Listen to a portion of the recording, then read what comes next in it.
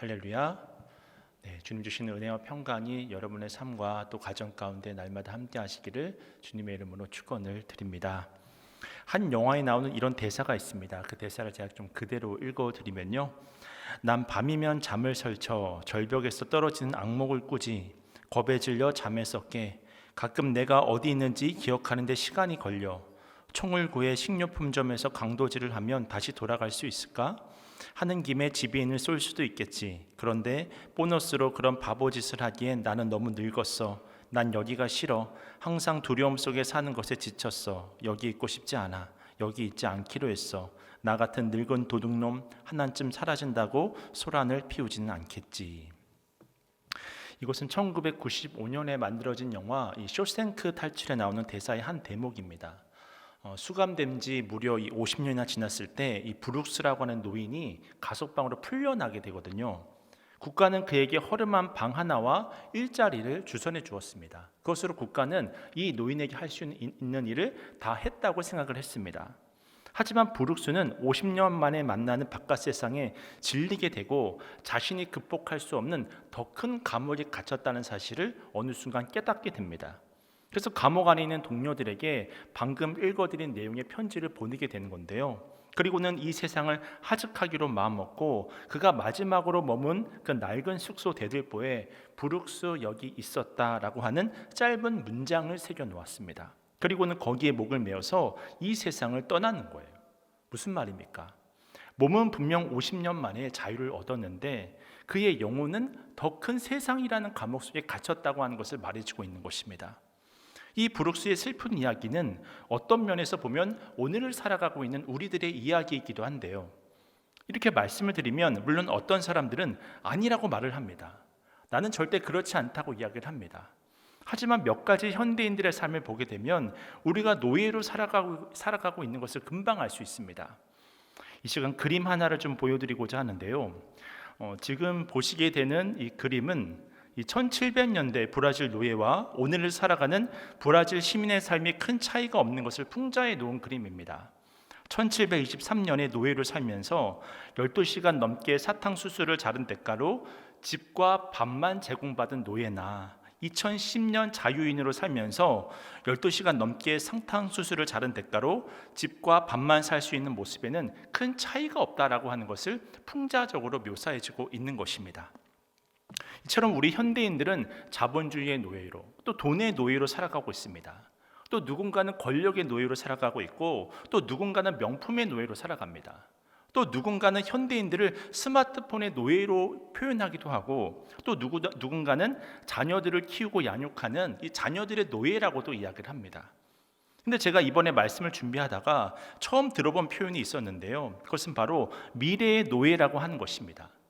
이것은 하버드 대학교의 탈벤 샤하르가 한 말인데 이 사람이 어떤 말을 했냐면 성취주의자는 미래의 노예로 산다. 성취주의자는 미래의 노예로 산다. 그런 말을 했습니다. 이 말이 무슨 말이냐면 사실 우리는 모두가 이 목표지향적이잖아요. 그래서 어떤 목표를 두고 성취하기 위해서 열심히 살아가는데 그 사람 역시 알고 보면 이 미래 사회의 노예밖에 되지 않는다고 하는 이야기라고 하는 것입니다. 그러니까 아무리 내가 힘쓰고 애쓴다 할지라도 결국은 노예에서 벗어날 수 없다라고 하는 사실을 냉소적으로 표현한 것이죠.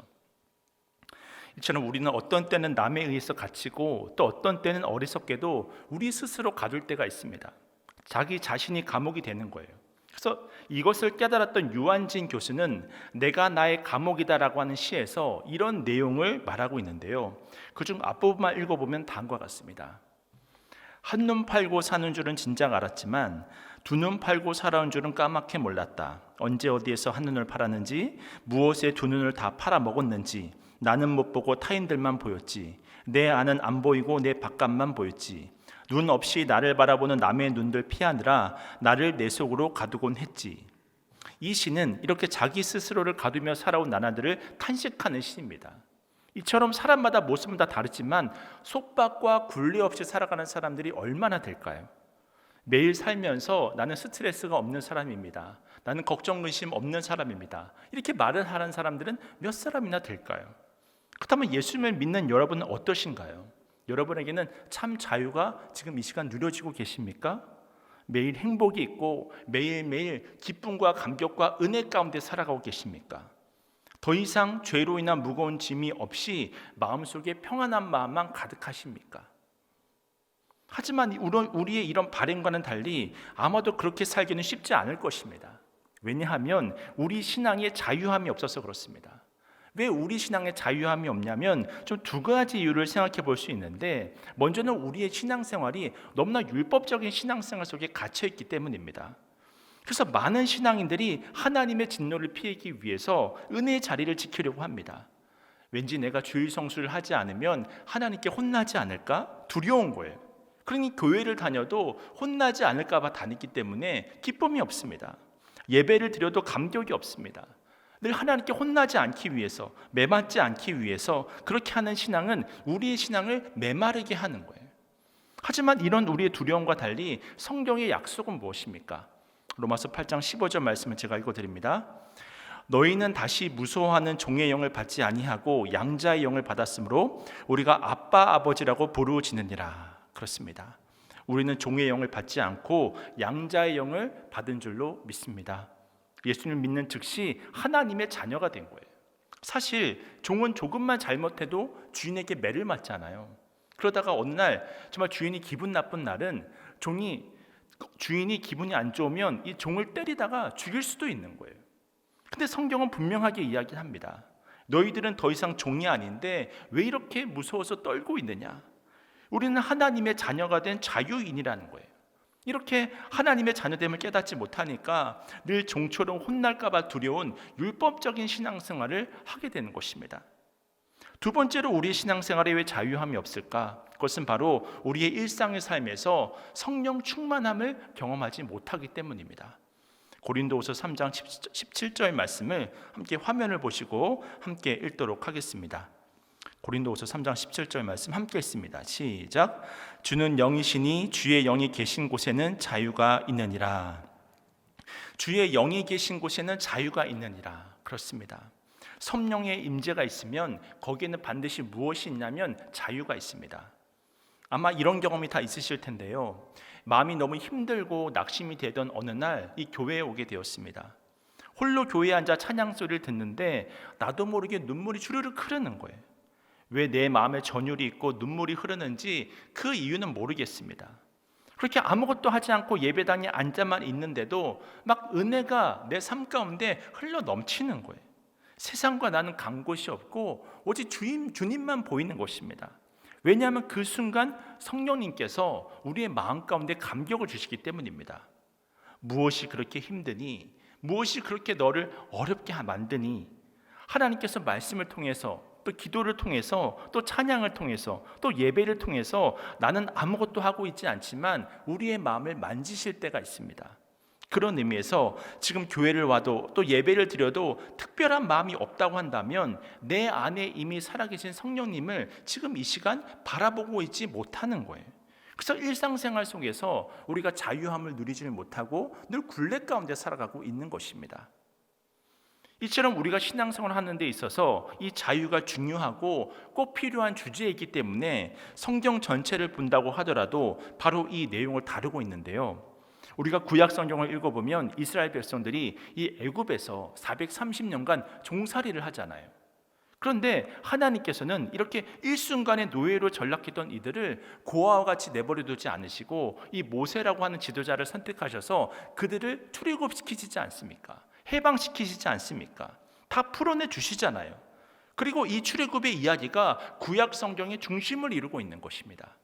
그래서 그 수많은 선지자들이 하나님의 말씀을 증거할 때마다 이 출애굽 사건을 상기시키는 것을 우리가 성경을 통해서 확인할 수 있습니다. 다시 말해 이스라엘 백성들의 정체성은 노예로부터 해방되어서 자유를 얻은 백성이라고 하는 거예요. 이것이 신약 성경에 오면 좀 더 구체적으로 예수님께서 자유를 주시는 분으로 말씀해 주고 있는데요. 갈라디아서 5장 1절 말씀입니다. 그리스도께서 우리를 자유롭게 하시려고 자유를 주셨으니 그러므로 굳건하게 서서 다시는 종의 멍에를 매지 말라. 아멘. 그렇습니다. 그래서 성경은 구약에서부터 신약까지 이 자유라고 하는 주제를 가지고 설명할 수 있는 거예요. 그래서 오늘 본문에도 진리를 알지니 진리가 너희를 자유롭게 할 것이다 라고 말씀하고 계신 것입니다. 사실 우리가 오늘 본문에 기록된 8장을 처음부터 읽어 내려가다 보면 무언가에 갇혀 살아간다고 하는 것이 얼마나 무섭고 이 두려운 일인지를 말해주고 있는데요. 이 요한복음 8장은 서기관과 바리새인들이 이 간음하다가 형장에 잡힌 여자를 예수님께 끌고 오면서 시작이 되지 않습니까? 그리고는 예수님께 예수님, 이 여인을 어떻게 하면 좋겠습니까? 그렇게 이 사람들이 질문하면서 시작이 되잖아요. 근데 정말 이 사람들이 이 여인을 어떻게 해야 될지 몰라서 질문했을까요? 아니잖아요. 이미 이들의 마음속에는 결론을 가지고 있었거든요. 답을 이미 가지고 있었단 말이에요. 그래서 이들이 요한복음 8장 5절에서 다음과 같이 예수님께 질문합니다. 제가 읽어드립니다. 모세는 율법에 이러한 여자를 돌로 치라 명하였거니와 선생은 어떻게 말하겠나이까? 무슨 말입니까? 이들이 지금 율법이라고 하는 답을 예수님께 던지고 있는 거예요. 그리고는 손에 돌 하나씩 쥐어들고 있습니다. 이 광경만 봐도 이 당시 서기관과 바리새인들이 얼마나 뛰어넘기, 그들 스스로의 힘으로 뛰어넘기 어려운 이 율법이라는 감옥 안에 갇혀 있는지를 잘 확인할 수 있잖아요. 그러니까 이 여인이 아니라 자신이 얼마나 더러운 죄인인지를 보지 못했던 것입니다. 그때 예수님께서 어떻게 답변하시나요? 이들의 기대와는 달리 너희 중에 죄 없는 자가 돌로 치라, 그렇게 유명한 말씀을 하시지 않았습니까? 이들이 주장하는 율법을 인정하면서도 그 율법의 본질을 보면 너희들 또한 이 여인과 다를 바 없는 죄인이다라고 하는 사실을 깨닫게 해주신 거잖아요. 이 말씀을 듣게 되자 사람들은 자기를 보게 되었고 양심의 찔림을 가지게 되었습니다. 그렇게 손에 들고 있던 돌을 바닥에 다 내려놓은 채 한 명씩 돌아가기 시작했습니다. 그리고 맨 마지막에는 이제 이 여인과 예수님만 남게 된 거예요. 이때 죄가 없으셔서 유일하게 이 여인을 돌로 칠 수 있으셨던 예수님이 뭐라고 말씀을 하시냐면 너를 정죄하는 자들이 어디 갔느냐, 그렇게 말씀하시면서 나도 너를 정죄하지 아니하노니 가서 다시는 죄를 범하지 말라라고 말씀하시지 않았습니까? 이처럼 율법에 갇혀있던 이들이 용서와 사랑을 깨닫고 소망이 없었던 인생에게 새로운 삶이 열리는 놀라운 광경을 우리가 말씀을 통해서 보게 되는 것입니다. 그리고 그 이후에 예수님께서 진리가 자유케 한다라고 하는 말씀을 선포하신 거예요. 근데 이들의 반응은 우리가 다 아브라함의 자손인데 언제 우리가 종이 된 적이 있냐고 또 한 번 반문을 하는 것입니다. 그 내용이 바로 33절인데요. 우리 다 함께 요한복음 8장 33절 말씀을 우리 함께 읽도록 하겠습니다. 시작. 그들이 대답하되 우리가 아브라함의 자손이라 남의 종이 된 적이 없거늘 어찌하여 우리가 자유롭게 되리라 하느냐. 그들이 대답하되 우리가 아브라함의 자손이라 남의 종이 된 적이 없거늘 이라고 이야기를 하지 않습니까? 근데 사실 이들의 생각은 잘못된 생각이잖아요. 왜 이들이 종이 된 적이 없습니까? 앞서 말씀드렸다시피 애굽에서 430년 동안 살았고 그 대부분의 기간이 노예로서 살았었잖아요. 또 그뿐만이 아니라 가나안 땅에 들어간 다음에도 북왕국 또 남왕국으로 나라가 갈라지게 되었고 또 이 북왕국은 아수르에게 또 남왕국은 바벨론에 의해서 멸망을 했는데 다 포로가 되어서 끌려가는 모습을 보여주고 있지 않습니까? 그것이 바로 종의 모습 아니겠습니까? 그런데도 우리는 종이 아니라고 말을 하는 것입니다. 이처럼 오늘날에도 많은 사람들이 무언가에 갇혀 있음에도 불구하고 자신은 자유하다고 말합니다. 나는 어떤 것에도 매이지 않는 그런 삶을 살아가고 있습니다라고 이야기를 합니다.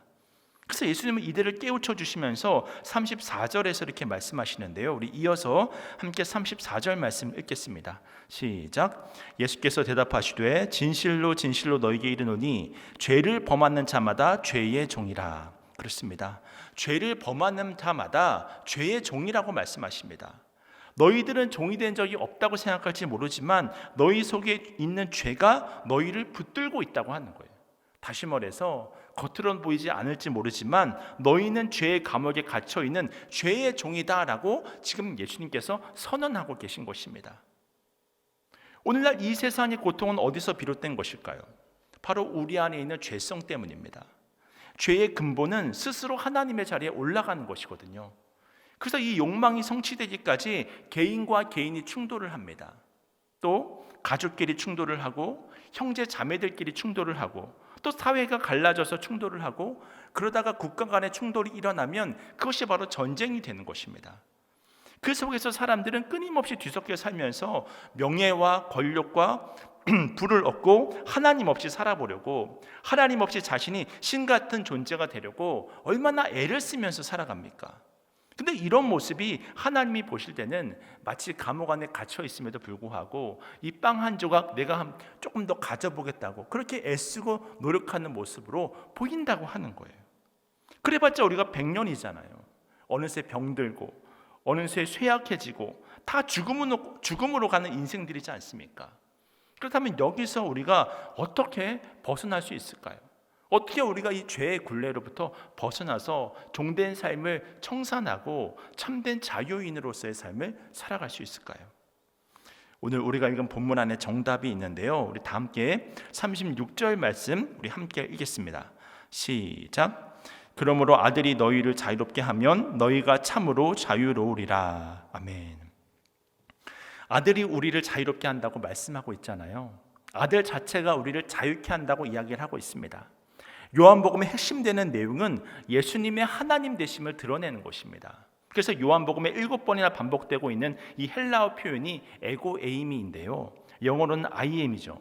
나는 하나님의 아들이다 라고 한 7번 이야기를 하시는데, 오늘 예수님께서는 자신을 무엇으로 표현하고 계시냐면 진리라고 표현하고 계신 거예요. 그 내용이 나중에 요한복음 14장 6절을 보면 더욱 확실하게 나오잖아요. 요한복음 14장 6절 말씀입니다. 예수께서 이르시되 내가 곧 길이요 진리요 생명이니 나로 말미암지 않고는 아버지께로 올 자가 없느니라. 예수님은 자신이 진리라고 말씀하셨습니다. 우리가 예수님이 누구인지 정확하게 알게 되면 우리가 자유케 된다고 하는 거예요. 그렇다면 예수님을 안다고 하는 것은 또 무슨 말일까요? 그래서 우리가 31절 중반절부터 보게 되면 너희가 내 말에 거하면 참으로 내 제자가 되고 진리를 알지니 라고 하는 말이 전제가 되어져 있지 않습니까? 여기서 진리를 안다고 하는 것은 단순히 교회를 다닌다거나 봉사를 열심히 하고 있다고 하는 의미를 말하는 것이 아닙니다. 그렇다면 진리를 안다는 것은 무엇일까? 예수님께서 내 말에 거하면 참으로 내 제자가 되고 진리를 알게 된다고 하시잖아요.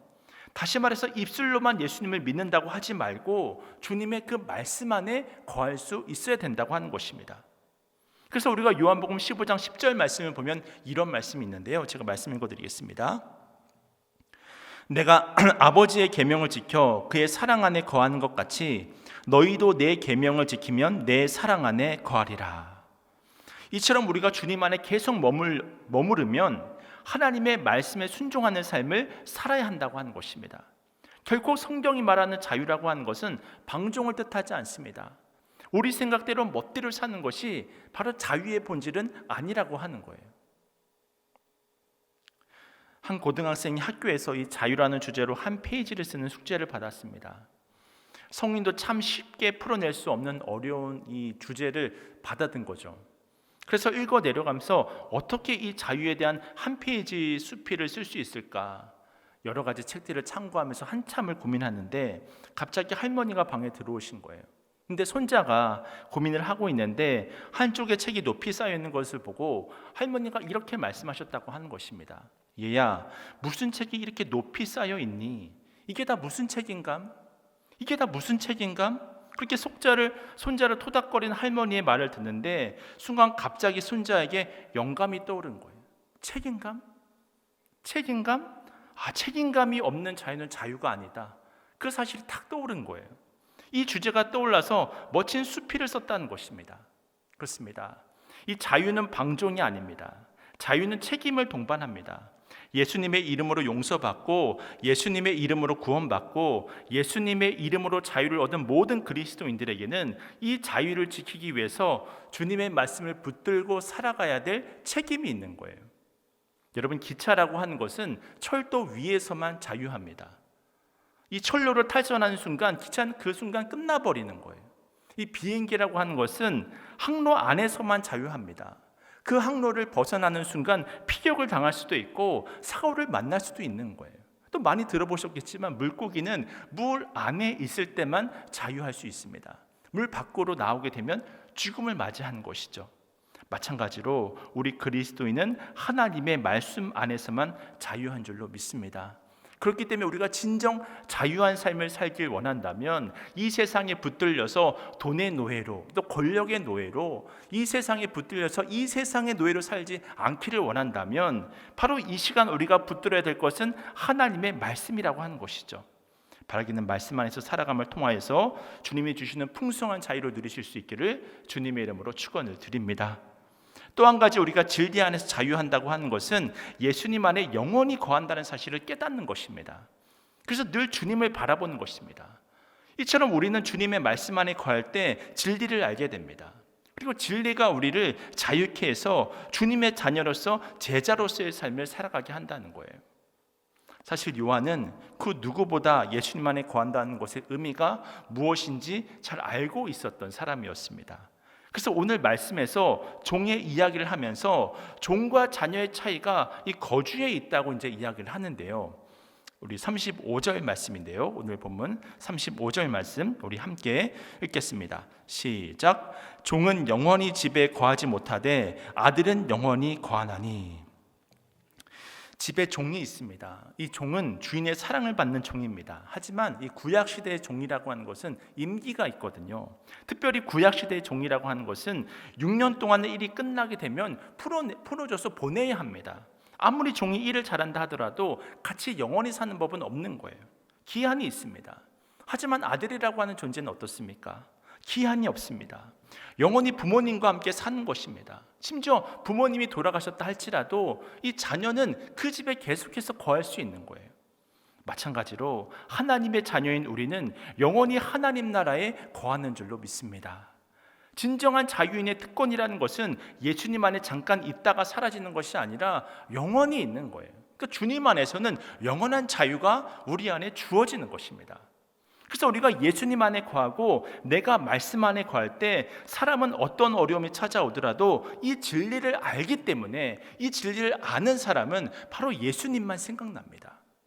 힘들고 어려운 일이 많아질수록 내 머릿속에서 생각나는 분은 예수님밖에 없습니다. 그러니 24시간 하루 종일 오직 예수님만 생각이 나는 것입니다. 그러니까 환경에 묶이지 않을 수 있습니다. 상황에 묶이지 않을 수 있습니다. 세상의 유혹과 거짓 앞에서도 흔들리지 않고 늘 자유한 인생을 살아갈 수 있는 거예요. 사실 세상 사람들이 볼 때는 이해가 안 되죠. 아니 이 사람이 너무나 힘든 일을 당하고 있는데, 아니 이 사람이 너무나 어려운 일을 당하고 있는데 이 사람은 이겨내고 있습니다. 왜냐하면 이 사람이 어디 안에 거하고 있기 때문에, 예수님 안에 거하고 있기 때문에, 다른 말로 말하면 진리 안에 거하고 있기 때문에, 다른 말로 말하면 하나님의 안에서 영원한 삶을 지금 누리고 있기 때문에 예수님만 묵상하니까 그 안에 참된 자유가 매 순간 누려지는 복된 삶을 살아가게 되더라고 하는 것입니다. 이제 이야기만 드리고 말씀을 마치고자 하는데요. 이 유기성 목사님의 예수님의 사람이라는 책에 소개되어 있는 내용인데, 어느 날 한 목사님이 자신의 교회 부목사로 사역하고 싶다면서 찾아왔다고 합니다. 그래서 이유가 뭔지 좀 들어보니까 자신이 이 교회에서 목회를 하면 행복할 것 같다, 그렇게 이야기를 하는 거예요. 그래서 하는 말이, 자신이 고등학교 2학년 때 성령 체험을 하고 집안의 반대를 무릅쓰고 신학교에 갔는데 재정적인 어려움을 겪었다고 합니다. 신학교를 졸업하고 부목사가 되어서는 담임 목사님과의 관계가 어려웠고 지금은 담임 목회를 하고 있는데 부응이 안 돼서 너무 힘들다는 거예요. 그래서 신학교에 다닐 때부터 지금까지 행복한 적이 없어서 딱 1년만 좀 행복하고 싶다. 딱 1년만 좀 행복한 목회를 하고 싶다. 그렇게 해서 보니까 목사님 교회가 너무 행복해 보여서 이 교회에서 부목사로 사역하면 너무 행복할 것 같아서 좀 1년만 사역할 수 있게 해달라고 그렇게 이야기를 했다는 거예요. 근데 그때 목사님이 그런 이야기를 듣는데 이런 생각이 들더래요. 하나님의 사랑도, 예수님도 이 목사님을 행복하게 해주질 못하는데 누가, 또 어떤 교회가 이 목사님을 행복하게 해줄 수 있을까를 말하면서 우선 예수님 안에서 행복하게 사실 것을 권면을 했는데, 그때 그 목사님이 이 권면을 깨닫고 나서 기쁨으로 받아들였다고 합니다.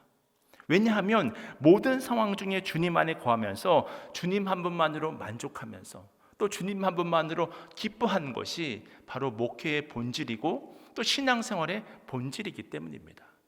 우리가 이곳에서 정말 행복하지 못하다고 한다면 다른 어떤 곳에 가서도 사실 우리가 행복할 수 없는 거예요.